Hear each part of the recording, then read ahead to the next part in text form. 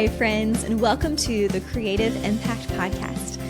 I'm your host, Rachel Caldwell, and I'm so happy that you're here.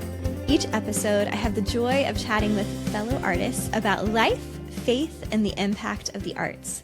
Today, you're listening to episode 140 with friend of the podcast, Lara Bianca Pilcher. Lara is an incredible artist. She's been on the show a couple of times before, and today is super special because we get to chat about Lara's new book called Audacious Artistry. For those of you in the United States, Lara's book releases today. So this is so fun because we get to have a little conversation about the topics in the book and why it is such a game changer for creatives. I'm so excited for you to get to know her in this episode and also to hear more of her wisdom and knowledge from working with artists for several years as a coach, and also her own personal experience in the world of the arts and creativity. So if you are looking for just a little encouragement, a little boost of inspiration in this noisy world, I encourage you to listen in and also to check out Lara's new book at larabiancapilcher.com/book. So let's dive right into this conversation with Lara Bianca Pilcher.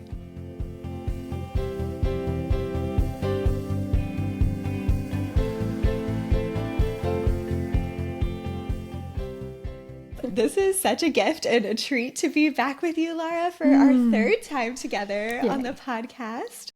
I was looking back and you were on kind of early on when the show first got started back in 2020. Yeah. Midst of everything, kind of wild time in life. That was episode 13 and then episode 98 in 2023. So that's exciting. And now this will be like 130-ish, somewhere in there. So pretty exciting. Oh, thanks. But so grateful to have you back. Thank you. Congratulations to you because that takes consistency, which is Thank you. a lot of work. And gosh, I would have been in Melbourne when we first chatted and then in the middle of the pandemic. Right. So much has changed. So much has changed. And I believe this is our first episode where we'll have video as well. So if anyone is listening and you would prefer to see us, you can switch over to YouTube or Spotify and see the video. But yeah, if anyone's looking, I'm in a different background, and that's because I just moved recently, and so haven't really officially set up the podcast space, but excited to get to chat either way. That's the main thing. Get to connect. This is consistency, Rachel. You're awesome. Thank you. Well, I appreciate the encouragement for sure. But yeah, so okay. I think the first episode, yes, you're in Melbourne, I believe. And then in the second episode, I think you all had pretty recently moved to Atlanta, if I'm remembering right. Or you were in Atlanta at that point. Could have been California, or it could have been or here. California, yeah. I think we talked about kind of that transition to the U.S. Yeah. And so you guys are you still in Atlanta, Georgia? Yeah, we bought a house here just under a year ago, so we are here to stay. That's so exciting. Yes, that's wonderful. How has that been? Just curious, like the past few years, that transition, settling in into a new space. It's wild and crazy, and I think so much of my life has changed, and that's changed the way I am as an artist, changed the sense of who I am, because we give and receive identity from each other. And when you go to a new place as an artist, you are starting again and you're rebuilding a network, and you somewhat sometimes can, if you want to, recreate parts of yourself. I think that happens naturally. I don't think I intentionally set out to do that. I think circumstances created that. So there's been some beautiful changes and ebbs and flows and a lot of effort as you're setting up a new life. Yes. To get out there and meet people. I've got a networking event tonight, another one tomorrow. So much. I don't like the word hustle, but there is effort. Right. Effort is a good word for it. Yes. That's a good description of it. It takes effort. Yeah. But then you see the fruit, of the effort over time. So yeah. And okay, I'm so excited because part of the reason we were like, we got to have this episode as soon as we can is because I'm so excited to celebrate the launch of your new book called Audacious Artistry. And I'm going to read the tagline because I love it. Reclaim your creative identity and thrive in a saturated world. It's so awesome just because there is so much coming at us and so much noise in our world today that I think this message is one that's going to really hit artists in a good way. That's going to really help them to move forward and to find clarity, like you said, reclaiming the identity. So I'm excited to hear more about it and to get to share this with all of our friends who are listening or watching. Congratulations, first off. Thank you. This yes. launch. Thank you. It's been amazing to become an author, and I am a multidisciplinary, as we say. Right. Multi-passionate artist, like singing, dancing, acting. Dance was really my first creative love. But for those of you who are a greedy artist like me, that want to do everything, I think of creativity as a mansion with lots of rooms, and some seasons require us to pivot into different rooms. So becoming an author was when I wasn't able to work in the US, and there was restriction on being able to show up here and go out and perform. So I'm like, I need to use my creativity, and I started writing, because no one can stop you writing at home. Exactly. You can do that from anywhere. I can do it from anywhere. Home, coffee shop, wherever part of the world that you're in. So that's so true. Yeah. A beautiful way to still have creative expression. Yeah, and I just pivoted into a different room in the mansion, and it's such a beautiful thing. And we can all do that. We can all choose a room. If one of the doors isn't opening, we can still pivot and be creative. Yeah. That is so great. So it's true how we can sometimes maybe feel stuck in one room in the creative mansion, but sometimes how those, what might feel like a limitation or a setback or something, can help us pivot in certain seasons to new rooms. I love that imagery of the mansion. Yeah, and I think we get so much identity sometimes. Like for me, when I was just dancing, I knew myself. People knew me as Lara the dancer. And so there was a sense of identity, and I was getting that from it. So sometimes we don't pivot because we feel like this is who I am. But sometimes life requires us to pivot, or to at least open another door to another room and have a few rooms. Right, exactly. Yeah. So I'd love to dive into some of the content of your book and just get to hear more about your heart behind Audacious Artistry. First off, I love the word audacious. How would you describe Audacious Artistry? Yeah.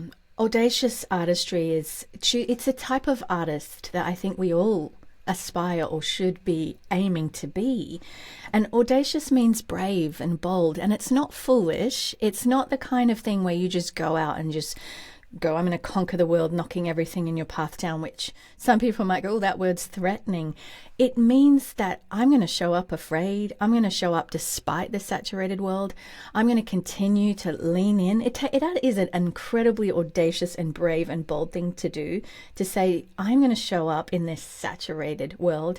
I have a voice, and I believe in my voice in terms of not just singing or speaking, but your voice as a creative.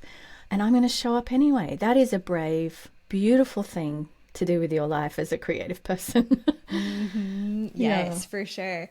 Yeah, and I love how you're focusing in on that saturation that we find ourselves in, and this sort of sense of overwhelm that very often I think as artists we can feel, and like you said, does my voice matter? Is it worth trying to pursue this? I'm curious to hear, how can we find a sense of clarity in our creative work?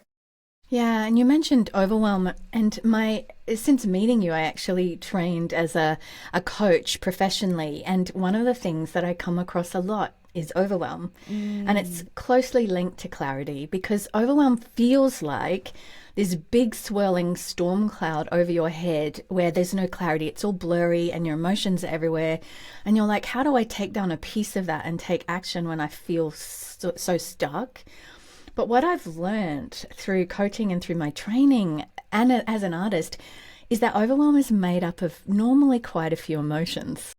Really? Yes. And so the first thing I would do with an artist client is say, hey, let's slice that overwhelm a little thinner. Like, what's going on? What's coming up for you there? And quite often you'll find I'm afraid. So I'll give myself as an example, because a few weeks ago I was saying to my husband, because no one's immune from overwhelm.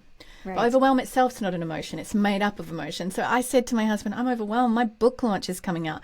I'm organizing events in 3 different countries. Like, there is so much on my plate. I'm showing up with bravery, but I feel really overwhelmed. And when I broke it down, I was like, I feel fear because I'm showing up, and that's scary because I might be rejected.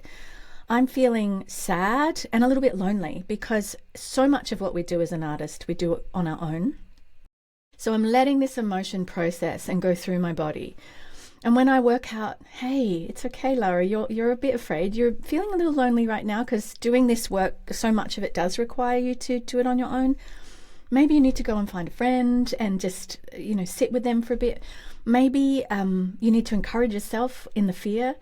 And I started to process that. And then the overwhelm starts to kind of come down. The rain cloud starts to go away. And I'm like, what's the one thing I can do today? What's the one step I can take today? And then again, that helps with the overwhelm. So that really is where clarity is birthed, is being able to do that with yourself. And you can do it with yourself. I would start, if you're feeling overwhelmed as an artist, to say, what am I feeling? Feelings have a message. People think feelings are weak. We as artists know they're not. But so much of our culture is taught, don't process them, stuff them. If you're doing numbing behaviors, if you're doing that kind of thing as an artist, it's a message that your body wants to process an emotion, but the emotion is a message. So fear is go and get safe. Yeah. But the messages can be tricky because like fear can be like, oh, go and hide and don't step out and be brave and audacious in the world. But you're like, thank you, fear. You're just trying to keep me safe. But actually, I need to go and take this step and I'm going to be okay and I'll be safe, and having that self-talk. So much of my new work has been going into that space because I've stood on the side of stages, terrified, overwhelmed with fear, and not really, I just thought this is just part of it. Not really understanding where it was coming from or what it was trying to say to me, and going, I don't need to get rid of you. You're just trying to keep me safe. And Right. That's the work that I've kind of been leaning into, that's been so freeing and stops a lot of the depression and the spiraling and the overwhelm and the stress and frustration of being an artist. Right, yes. I'm like, can relate to this so much. Yes, And that's yes. such a helpful understanding of overwhelm, that it isn't in and of itself an emotion, and to be able to break it down. So thank you for that. That's like gold right there for all of us. So good. Yeah. And I think too, kind of in a similar vein, maybe we can shut down based on a sense of, there's already so much happening. We talked about noise. There's already so much noise, this saturation happening in the world. So many people obviously posting on social media or putting their work out there on Spotify or whatever, whatever the realm might be, even with publishing a book, and feeling like, okay, does what I have to offer even matter, and that kind of thing. Any thoughts on just how do we show up in the fullness of who we are in this place of, just noise, I guess. Yeah, that's the perfect word for it. It's so noisy. Like, I think of when I grew up, I don't know if you experienced this or if you were a different generation entirely, but I used to just go to the studio and that's the only dancers I saw. Like during my dance degree, Yeah. was the person on the right and left of me. I wasn't looking on my phone and seeing everything. I wasn't listening to podcasts. Like, there would be the occasional show on TV, so you think you could dance or something. But right. I wasn't slammed constantly with everything from everywhere. It's so noisy now. We're dealing with AI, which is affecting a lot of creatives in a lot of major ways, and there's grief in that. We're dealing with social media, which is far more profoundly affecting us as a lot of it than we often will admit or even realize. We're dealing with the comparison of just the normal stuff. It's so noisy. And I think our job as an artist is to go, yeah, the world's saturated. I'm not denying that. And yeah, it's hugely competitive. And I'm not denying that either. But my job is not to listen to that noise. It's to make art, whether the world is watching or not. That's my job as an artist. And so if I'm finding myself overwhelmed and I'm finding myself saying, it's too loud, my voice doesn't matter, well, those are lies, because first and foremost, we're making our art for ourselves, because we are, the design of the human being is a creative design, and we are meant to have creative expression. Every human being has it, even if they think they're not creative. Mm-hmm. But I'm talking to artists mainly here, so we know that we're creative. But that noisiness of the world can cause a lot of things. It can cause us to kind of lock ourselves down. And, if you find yourself in perfectionism, those are all safety things, trying to keep yourself safe, trying not to be rejected. Human psychology 101. We want to be seen. We want to matter. We want to find our place in the world. And yet all that saturation can make us feel like we don't have a place. So what I do with myself is like, yep, it's noisy. Yep, it's saturated. Yep, I'm going to put in a submission, this self-tape today, or I'm going to write a book, which I've done. And I'm still going to try, and I'm still going to show up, because the only thing that I can control is my own creative journey to a point. Right. I can't control the noise. Yeah. And so that true. trust in my own creative voice and stepping out and saying, I'm going to do it anyway, that's being audacious. That's reclaiming yourself and saying that what I have does matter. And I'm doing it first and foremost for me, and my job's to make art whether they're watching or not. Because that is actually the job of an artist. Yes. And And how has that affected your process when you've made that choice to go ahead and create and do it anyway, even if no one sees it, just keep creating. Yeah. How has that impacted your journey personally? Yeah, I think it's very brave to do that. And I know that everyone's got a different personality, but I also know I didn't start here. When I started, I was leading the creative ministry in my church on a team. I was leading the dance ministry. I had a dance school attached to that. And so much of my early days were yeses and open doors and come and work with our company in America. And like, it's sort of like my gift made room, but also my character was there. So there was a lot of that kind of beautiful open doors. And then I moved to London.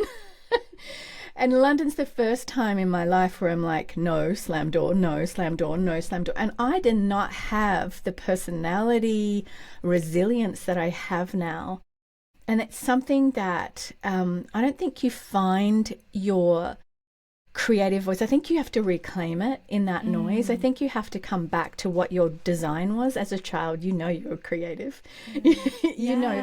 And so it's rediscovering who you actually are in that noise.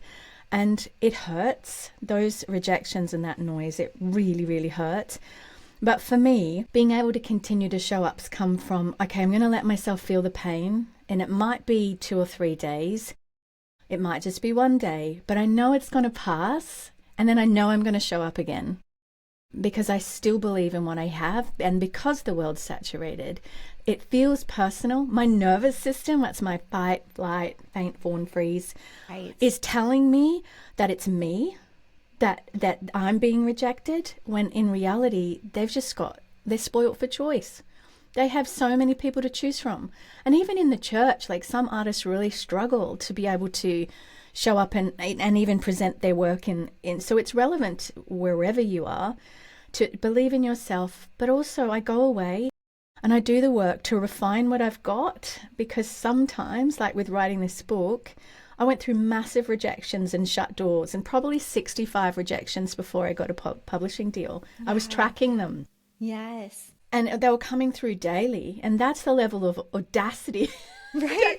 that it sometimes takes to stand out. But within that, I was refining my work and allowing myself to feel those painful feelings, and then getting that fire to say, I'm still going to go anyway. Beautiful. Yeah, for sure. Thank you for just like letting us hear a little bit of, for you, how that's felt in that. I was thinking, I think it was your podcast actually. So I like to listen. Those who are listening and watching, Lara has a really incredible podcast called the Healthy, Wealthy, Wise Artists Podcast. And there was one episode, I think you were talking about maybe the idea of success, or maybe it was consistency. Sorry, consistency's a recent. I've probably done both of them. Yes. I was like, actually, they're kind of tied together. But the idea of consistency is, okay, it's not that I don't ever fall or I don't ever stop or pause, but it's, do I get back in it? And I thought, that's so good. And that was so helpful when I listened just in that exact season, I was like, that's exactly what I needed to hear, was just, it's okay to take a break, but the consistency is coming back and standing back up again. So do you want to expand on that a little bit? Yeah, because consistency, we've been taught consistency wrong. And I think a lot of that, particularly as a dancer, you would relate to this, and my background is we are like, we must be disciplined. And there is a sense of discipline. It's not to say there's not. And then you come to the bar and you do your training and you do your training and you do your training, probably more even in dance than some of the other art forms. And I say that carefully, but having done a lot of the other art forms. Right. Yeah. Yes, dance definitely has that messaging. You know, it definitely does. If you miss class one day, you know. You're going to fall apart. Right. Exactly. Yeah. And yes, of course, there is the body science of strength and building and all of that. But what's interesting is that we've been taught this brutal sort of hustle style consistency rather than thinking of the creative life as a rhythm. And this comes from the science of creativity in the body and the psychology of human design. So we to work with ourselves rather than against ourselves. It becomes that, if I think of, instead of being consistent, being in a rhythm, a song is going to ebb and flow. It's going to come in and out. There's going to be the chorus. There's going to be a few pauses, dramatic. There's going to be some sustained notes. That consistency way of looking at it is, it's going to ebb and flow. I'm going to have busy seasons and quiet seasons. But my success is marked by, I will return to myself as an artist no matter what. Maybe it's been 6 months. I've been moving house, like in your situation. There's a lot going on. I feel detached from my creativity, but I know it's a rhythm and I'm going to return to myself. I'm going to return to my creative self. And that way of thinking is far more powerful than thinking, oh gosh, I've messed up and I've lost it and I haven't been to class for 6 months and now I'm not an artist anymore and I don't feel like an artist anymore. Or I haven't written for a couple of years because I got rejected and it hurt, or I've been too busy, or I've been having children, or whatever it is. It's a rhythm that you can return to over and over again, and a return to yourself. Yes. That is success. Return. Yeah, that is success. So powerful and very helpful to see things in that perspective and kind of question, what mindset or what message am I living out of? Is it that sort of hustle, must have, X, Y, and Z in order to be officially an artist or successful or whatever? But yeah, I love that idea of returning back to who we are and coming back to that creative identity first. It's your identity first. Yeah, identity first, for sure. So in your book, so it sounds like you have this framework, which I'm excited to dive into more, called the Creative Brief Framework. So do you want to just share a little bit about the framework, and then also how did this emerge for you? Yeah, this came from a coaching client. It was so funny. She said to me, see, in sessions, I don't go into my own story. We're trained not to. Yes. But at the end, there's a Q&A time. And she said, what is it with you? Because I'm like 30 years into, almost 30 years, coming up 30 years of being a professional, if you look at starting maybe in my teens. Being a professional artist, or at least saying that I am an artist for my full-time career. Right. What is it about you that you never let go of your creativity and your artistry, where so many feel like they've lost it somewhere in their life? And even just last night, someone posted on Facebook, like, I thought that ship had sailed and she's doing a musical and that kind of thing, or they go into something else. They lose that sense of creativity in their life. So much of that is just the hustle culture and not realizing that it's vital. It's a life force that we need to actually cultivate and nurture and make space for, because our well-being depends on it. But as an artist, I was like, oh, that's such a great question. Not one that anyone's ever asked me in a session. And I had to really think about it. And then I said to her, it's because I'm willing to walk through difficulty over and over again. And this light bulb goes off in my head, like, oh my gosh, like, that's so interesting. And I thought you often think everyone just knows what you know. And I went away and I went, what has it taken to continue to show up in London's West End and do my master's in musical theatre at a leading arts college there, and what has it taken to run those things I did in Australia and make work when there was no work existing because it wasn't a lot of opportunity? What has it taken to move to America, to be a professor of acting at Bethel Conservatory when it was open? What has it taken to come to Atlanta as an actress and go, I want to show up, I want to make art a huge piece of my life? And that's audacity, and I don't expect anyone to be as wildly as crazy as what I've walked out. Mm-hmm. But what it's taught me is the characteristics it takes to continue to show up in a noisy world. And I created the framework, there's 9 steps, that actually I have had to have within myself, and that I've also seen in clients or missing from clients in order for them to keep showing up and stay creative. And I divided them into these steps. And of course, being an artist, the creative brief is like, well, here, you know, when you do have a creative project, here's the brief. Can you create that? Yeah. And so I kind of played around with that and called it the creative brief and broke it down. And whether you are showing up as this audacious artist, just whether or not you can tick each of those boxes. And it's meant to be a compass for artists to be able to come to. And then I created a group study to go with it. This is, if you're on video, you can see it here. This is my author copy. Amazing. That's so exciting. For those listening on audio, that's the book cover is this gorgeous, someone else did it, white cover with these shiny discs. The publishers did it. It is traditionally published, not self-published. Mm-hmm. But I created a group study because I've got coaching questions at the end of each of the framework steps that people can sit around and do in a group. And for years, people have been sitting around books like The Artist's Way to help return to their creative sense of self.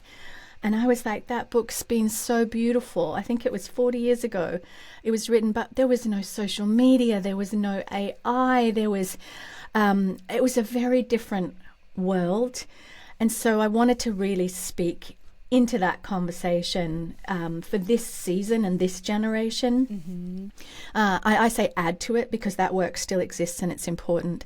But wanted to add to that, like, what does it look like today to sit around and reclaim ourselves in this noise? And so if they do want to do that group study, that's free. You can get that at larabiancapilcher.com/book, and it will just pop up and you can grab that. But it's a beautiful thing to sit around with your artist circle and help find more of yourself through these coaching questions and reflections. Yeah. For sure. I like the idea of it being a compass, and also just sometimes it is helpful to be able to have something to filter our own thoughts through in our discussions, so that it helps bring that clarity and maybe some light bulb moments along the way, which is really good. Yeah. And it's neat hearing how that came about, through seeing that conversation, which is fun. Yeah. So would you mind sharing what the different kind of pillars are, the different elements? Yeah. So it's so great because the framework starts with audacious hope, which you would never think in a million years would be the start of the characteristics of an audacious artist. But I realized that I have audacious hope, and to continue to show up takes that. Hope is a very spiritual thing. And I also talk about in that chapter that, well, what am I hoping for? Do I know? Yeah, what I'm hoping for? That's a good question. Yeah.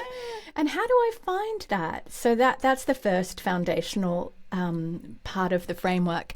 And then I call them guideposts. And then it's about audacious action. So now I know what I'm going for. How do I actually walk towards that? And so it breaks down that. And then, of course, the ability to walk through difficulty. Because as soon as you start stepping into this world, there's going to be difficulty. So that goes into the third guidepost. And then the fourth one is facing giants. And this is so powerful because these are not only the gatekeepers, the publishers, the person at church maybe that has the yes or no, the company audition, the casting directors, the literary agents, the people that hold the keys to the opportunities that we want. But then the internal gatekeepers, how we gatekeep ourselves through perfectionism, yes, through fear. through the, what am I actually, how am I actually muting my own creative voice?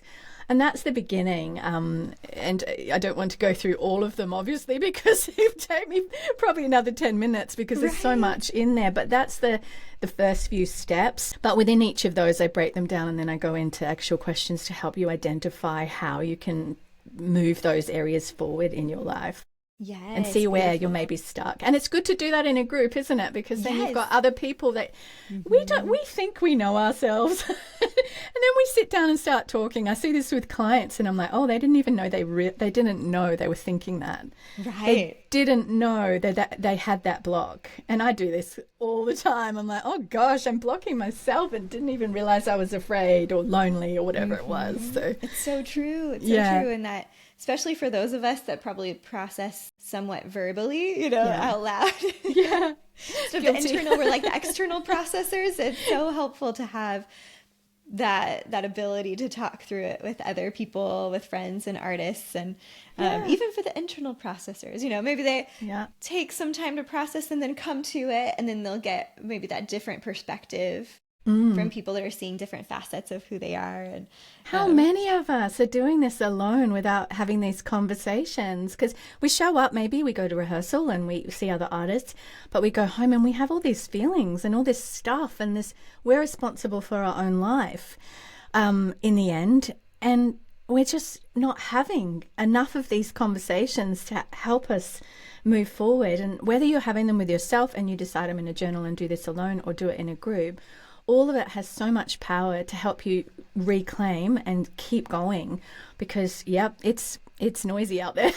This is such a helpful tool and a helpful thing, and I love the idea that you can come back to it as well. When maybe you walk through it in a certain season or a certain challenge that comes up, and then down the road you're thinking, maybe I should come back to that and walk through it again, because every season holds different different things. So it's great to be able to have a tool like that can be utilized over and over again, which I love. True. So good. Yes. Any particular story or two that stands out to you as far as seeing this framework lived out in your clients? Because it's a fairly new framework, what's been interesting is piecing it together from different clients. But there's all sorts of interesting things, because sometimes I work with somebody who's got like 50,000 Instagram followers and they've had a huge amount of success and are completely detached from their creative voice and stuck in and go, I don't know how to move forward from this place, and not making anything and just totally burnt out. And then other times I will I'm thinking of a worship leader that I talk to, and I obviously would never say names because every session is confidential, but just feeling like she can't sing at all, and kind of working out where's that coming from and what can you do about it if that is how you're feeling. And so look, and there's different things in the book about these sorts of different issues, and so each of the chapters does tend to have a different client story in it, used with permission and names changed. Nice. Yes. Very important, which is so interesting, because each person, like one of them, she was just like, it hurt out there, the 50,000 Instagram followers one. I got hurt and I pulled away, and it's because when you start showing up at that level, and I know this, like I started showing up really intentionally a few years ago, you get some mean people. Yeah. And a lot of that's their own stuff. Right. And they put it on you. And sometimes, you get that thing where I go to look on, what are my comments today on YouTube or whatever, someone's point of view, or they may be misunderstood because they're seeing through their own filter, something that you've shown or said. That's a good point too. Yeah. Yeah. And sometimes they're just outright mean. And so how do you go through and navigate all of those things? So for this particular person, there was tears. It was such a beautiful, powerful session as we broke down what happened for her. And then I saw that little spark of creativity that was always there just start to flame up in her, that little ember.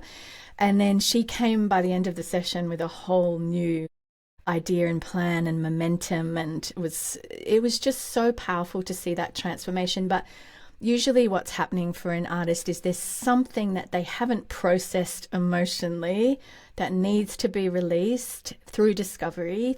And what I do, it's a science. There's a science to unlocking the brain and what it's doing and hearing our own thoughts. And she was just able to get a new lease of momentum. And momentum comes from this beautiful thing of going, hey, like process emotion, make a choice, make an action, and then in that action momentum begins, and then the confidence comes. Right. We want to feel the confidence before we take action. But unfortunately, it doesn't typically work that way. I so wish I started everything with confidence. And everyone thinks I'm so confident. I'm terrified most of the time. I know, but you do. You take the steps. So in our perspective, we're like, oh, she must be so confident. Yes. Yeah, but it does come from the clarity, which builds the momentum, where I take a step, which builds more momentum. And then I get the confidence from that place. But I also have a motto, do it afraid. Such a good motto, for sure. Such a good motto. I think we all need to hear that at different moments in the journey. Yes. Do it afraid. Do it afraid. Yeah. So good. It's fun to hear a little bit of those snippets and, be neat reading through the book and kind of getting to hear other people's stories as well. Yeah. So many stories in there of so many beautiful clients. Yeah. Yeah, because that's so helpful. Because I think we can then see ourselves somewhat in bits of other people's stories and maybe reveals to us areas that we may not have even considered in our own We journey. don't. So, that's so true. I tend to be a little bit, I say this lightly, but sit on the more arrogant side of the spectrum. Like, I know that. I've studied. I've been doing this for years. And then I go and I put myself in a course thinking I'm going to know all of this. Oh my gosh. And every time I learn something new and I'm like, Lara, you don't have all the information. You don't know. And that happens, I think, particularly when you're a dancer and you've been around for years and you think you just have that confidence, like I've done this for a while. But people are discovering new things all the time. I learned new things just last week from a course I'm doing. So it's incredible. Yeah, so there's always more to learn. Definitely. Yes. And continuing to learn, continuing to grow. I think that's the beauty as well. Yeah. So one other area that I thought would be fun to talk about is kind of the idea of, you mentioned a little bit about burnout, one of your clients dealing with burnout or the rejection or the mean comments, when we face those obstacles or those disappointments. Do you have any just like tips for people that are listening today about how do we get back in it? What is maybe the first step, one of the first steps to take? Yeah. It's such a good question, because even burnout, like overwhelm, within itself is not an emotion. It's a state that we get into because of unprocessed emotion or because we're stuck in something. And, when we're in that hustle culture, we can burn ourselves out because we're showing up with that rigid consistency. And we talked about that earlier. Yes. And we're showing up. And I remember this because I had a beautiful job teaching at a college in Melbourne before I left. And I think I was 4 years there. 3 of the years, I was so energized. I loved it. Going to work was beautiful. My students were beautiful. Something happened in the 4th year. And when we hit burnout, it's normally not just one thing. Like, I had 2 little children. I was pushing hard in my artist career. I was getting a lot of closed doors. There was a lot of unprocessed emotion. There was a lot of feeling unseen. There was a lot of hustle and trying to set up life and get where I wanted to go through. Things that now I would definitely coach people in a different direction with. And then I remember going to work, and then I had a group of students that were really difficult. They were just really hard. And I don't think they even really wanted to be there. And it became like not as joyous. And because of all the other pieces of my life, I start coming to work and I'm suddenly like, I can't be here anymore. I don't want to do this anymore. All my joy's gone and I feel flat, and it's scary. And then we go, that's burnout. That's like, I don't have passion for this anymore. And I look back at that time and I realize things that I didn't see at the time, that when you are going through these things, there's lots of pieces, because if you look at your life as a beautiful pie with slices of, here's my relationship slice, and here's my creativity slice, and here's my fitness and health slice. Each of these areas affects you as an artist and your creativity, because they all speak to each other. It's that thing of when you throw a pebble, there's an effect in the river, and you see that ripple. And so that's the first thing when we're going through a really hard time and we're burnt out and we're overwhelmed, is recognizing what piece can I actually work on. It might have nothing to do with your art. It could be a relationship or some other thing you're going through, or your health. What piece do I need to look at in order to nurture my artist self and come back to that? Because this is what happens, and it's completely normal. And normally at this point, this is when someone will come and see me, because they're like, I don't know what's going on. Like, I don't want to create anymore. I'm stuck. This is weird. This is different. Like, yeah. Normally I feel motivated, or I've lost motivation. And again, motivation, some people say, is an emotion. And I would have said that in the past, but it's made up of emotions, and normally a few different ones, I would say now. So it could be made up of fear. It could be made up of sadness. It could be made up of loneliness or anger or grief. Or grief is in the same bucket as sadness. So there's all of these things that affect burnout. And I think so often we don't know how to process all of the feelings and the messages the feelings are giving us to move ourselves into a different space. And that's usually when somebody does need someone to talk to be able to break it down and help them discover what's really going on. And burnout's temporary.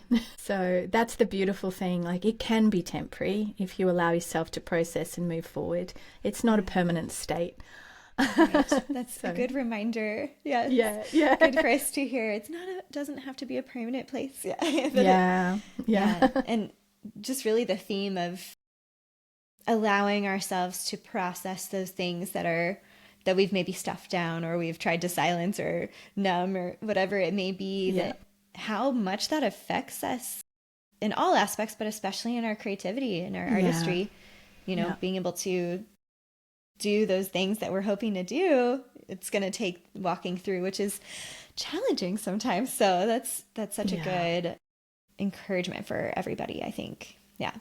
Don't be afraid of digging in a little bit and starting to process some of those things, whether with friends, or doing a group study together, or getting a coach, having someone to walk through with. Super helpful. Yeah. And I think something that, at least for myself, it can be challenging. You talked about the isolation that we can feel in certain realms of creative work, especially with writing, or even, if you're like a content creator or editing videos, that is a very isolated task usually. Any of those different things. And even, like you said, as a dancer, you're not necessarily processing with other dancers. You're doing the thing together, but then you also still come home, and have time where you're dealing with all those thoughts by yourself. So whenever you're in kind of that place of kind of feeling invisible, feeling the isolation, how does knowing our identity help in those places or in those moments? So good, because people get told to know your identity, but what they don't know about identity is that we give and receive that from each other. So when you go through a move like you just have, the places that the roles you played, the people you knew that gave you a sense of self, suddenly maybe aren't there. And then you might start hitting some loneliness and think, oh, what's going on? A few weeks ago, like I said, I was feeling really overwhelmed because of all the stuff. And then I broke it down, sliced it thinner, and was like, oh my gosh, I'm so lonely. I've been working so hard on my own. And leadership is, if you are a leader listening, you know it's lonely. If you are leading a podcast like you are, or whatever it is, there can be a lot of loneliness in that, because you are showing up and you're doing the work, and you're showing up again and you're doing the work, and you're not always seeing people, particularly if it's online, and you're not getting that feedback. So to know your identity there's a science to it, and that we do give and receive it from each other. But I was like, as soon as I identified, it's actual loneliness this week, because it ebbs and flows and it changes as to why we might be feeling that loss of identity. And so my husband and I went to a new group on Sunday, one that we felt, oh, this one feels more aligned with who we are and how we express ourselves. And at the end of it, I felt energy. I felt alive. I felt like ready to conquer the world. And it stayed with me and has for 3 days. And I felt hope and excitement, which affects my art. Because it's not always like the fix isn't always, oh, I need someone to see my art. I need someone to see me. I need a friend to care. That is powerful right there. Just, they don't have to necessarily see my art. I just need them to see me. Yes. So good. Yes. So there's a cure for all of these things, but there's so much I can say on identity, but recognizing that in order to reclaim your creative identity and thrive in the world, there is a sense of, okay, what is identity? Yeah. And how do I get it? And that's a piece of us. Creative expression is a piece of us we have a high value for. And so we keep showing up, but recognizing too that if you've got that one person that you can talk to that sees you, I've got a great husband. He sees me every day, but I still needed the friendships around me in order to feel that energy come back. Because a lot of what I'm doing right now, I have to do on my own. I mean, I got lots of people working with me. It's not like that. It's like I'm talking to people in Australia on events, talking to people in Europe on events. Like I got people, but it's that really deep knowing of being seen and feeling seen, heard, held, loved, those things. In our hustle culture, especially in the US, so many of us are not prioritizing connection. Mm-hmm. And as an artist, we deeply need it because sometimes our work is not going to give us that sense of identity that we are craving and need. So just recognize that and go and try and see a friend and really pour your heart out. And I know it can be hard, especially if you move. I know this. If you move. Yeah, and I think that it's fun thinking back. I think the last conversation we had, we did talk more about community in that season of newness and having to put ourselves out there. So if anyone's in that place, they could definitely go back and listen. Yeah. Episode 98, I want to say. Episode 98. So yeah, I'm like, I have it on my notes. I had to check. Somewhere. So somewhere in there around 100. But check that out. And yeah, because there's so much, we could go into so much just about that connection piece in the community. Yeah. And I think sometimes we, like you said, we may not realize how much it's affecting us more than we think it would, kind of thing. Like we think we should be fine. I've got this. And but finding a place where we can really feel known is so important for sure. So definitely. Yeah, thank you. That's a good practical thing too. But if we can take a step today, we can call somebody or find a place to connect. Yeah, so, that's awesome. Yeah. So as people are, hopefully going to get the book and everything, is there anything we didn't talk about that you want to mention about kind of the book or, any hopes, I guess, or thoughts that you have towards people that may be able to pick this up or get the book in their hands in the next few weeks? Yeah, I mean, I have a huge vision. Like this book comes from a heart to help artists. Particularly artists, a lot of the listeners here that are trying to do work that is transformative for the world, to help the world, and to be a blessing to the world through what they do. We're not immune, no matter how good our intentions from these things. But really, it's my heart to give people a toolkit and a conversation starter that they can sit in a community, grab whatever artist get that group study and go through it. Because one, you're going to start having conversations that will help you with maybe some of the feelings you are having. Two, you'll start to identify, where am I actually not as strong as I could be? And if you're like me, a little bit on the arrogant side where you think, I'm probably doing everything in there. Well, here's a different point of view and a different perspective. And maybe there's something in there that you used to do well and has kind of slipped through the cracks because of seasons and changes or whatever. And you can kind of use it as a tick box thing. There is somewhere at the end you can start to tick, am I doing this? Am I doing that? And as I said, it's not going to be this rigid, a consistent thing, like every day I must do all of these. There's going to be a sense of when I'm returning to my sense of creative self, This is a guidebook to help me do that, to give me some steps, some tools. I might only do one of them today, but I'm going to keep returning to me, who I am, what I love, what I value. And that book, Audacious Artistry, is going to help you keep returning to your creative voice, no matter what is going on in the world and how busy you are and how busy it's getting. But yeah, the group study is where my heart's at, that I will be able to start little artist circles all around the world, in whatever country, where people can gather and go through the material together. It's beautiful. I definitely am I'm already like, the wheels are turning. That I should reach out to and Good way to make friends. Yes, exactly. And then what would be fun is our friends listening, if you start a circle and start a group study, that you could reach out and let Lara know that you're Please doing it. Because that's the thing, the feedback, it's really fun to get to hear. Send photos. Because, you see your statistics, like you're a podcaster. You can go in and see all the statistics of everybody that's listening and the growth and how many per episode and what themes are working. But very rarely does someone actually call you and go, hey, I heard that episode, and you get that human connection. Yes. So I know that artists need it. So different. So different than just having stats or, Yeah. So, or even a like on a post. It's a different feeling. Totally different. To get a real... A human being actually seeing me. Wow. Exactly. So I totally encourage everyone to do that and to reach out. So you probably... Or I don't know, you may remember this. It's been a few years now, so it's been a minute. A lot of life has happened since the last time we had you. So but much.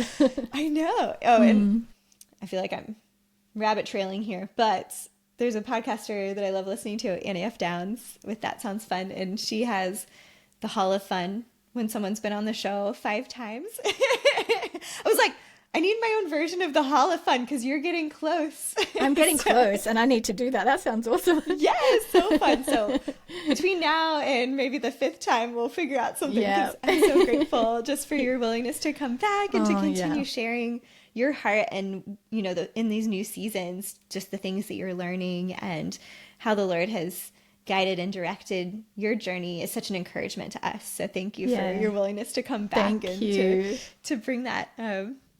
But speaking of, so I always love to ask, what is one of your favorite things right now? So I'm curious what your answer is this time around.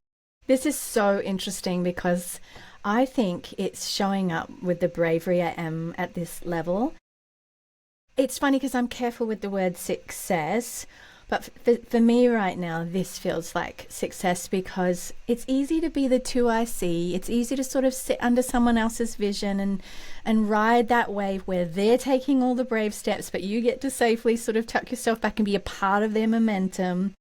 But right now, I am the one that is leading, and I'm not the 2IC. So that is incredibly empowering and so scary.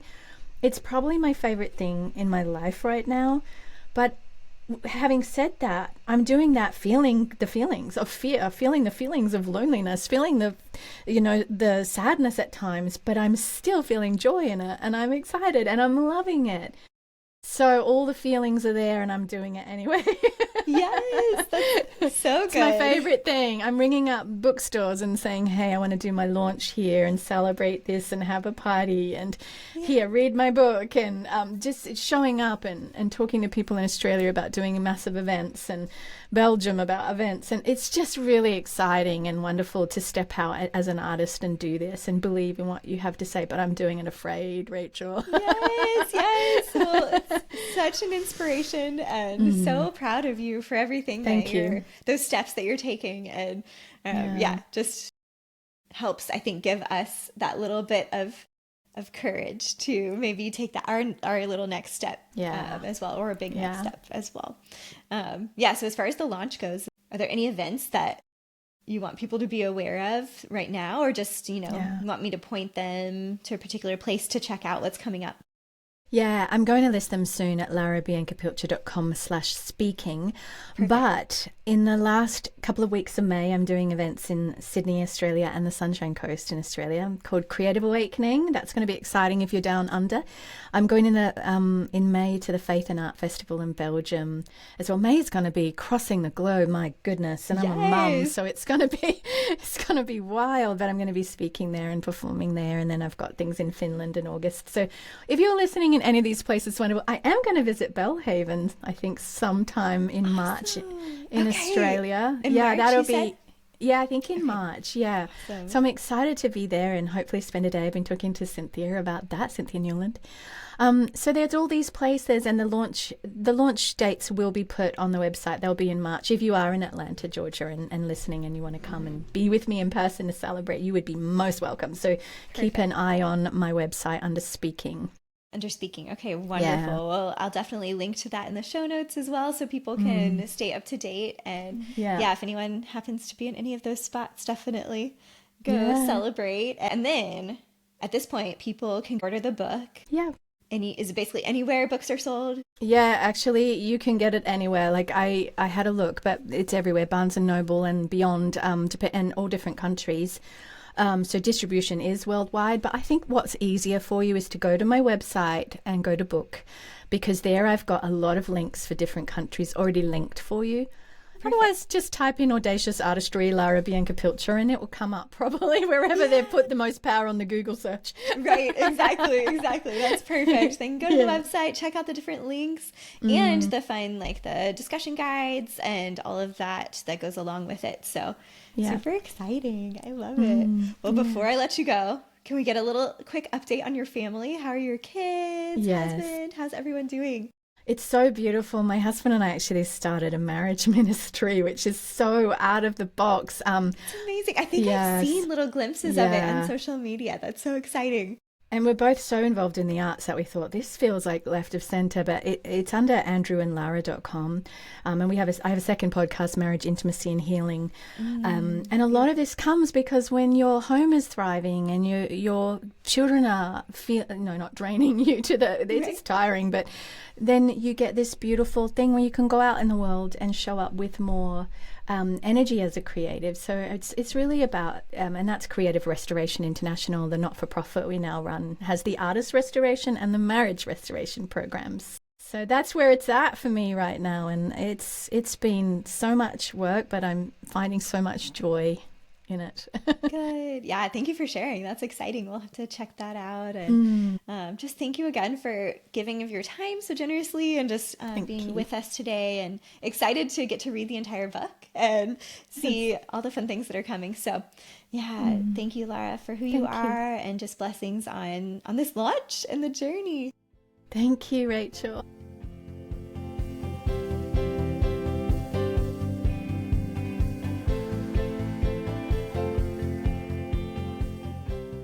Isn't Lara incredible? I just love her heart for artists. I love her wisdom and the way that she articulates these problems that we all are facing and helps us to kind of navigate through them. So if you haven't already, you can pause this, or right after you finish listening, go and check out Audacious Artistry. Again, that's larabiancapilcher.com/book to find all the details. You can find all of that information and more in the show notes at our website, creativeimpactpodcast.com. The music for the podcast is produced by Michael Cash. I want to give a huge shout out to all of our patrons who help to make this show possible. And if you'd like to support the podcast, check out creativeimpactpodcast.com/Patreon. That's Patreon. Thank you again for listening in, and I will see you again next time. Bye, friends.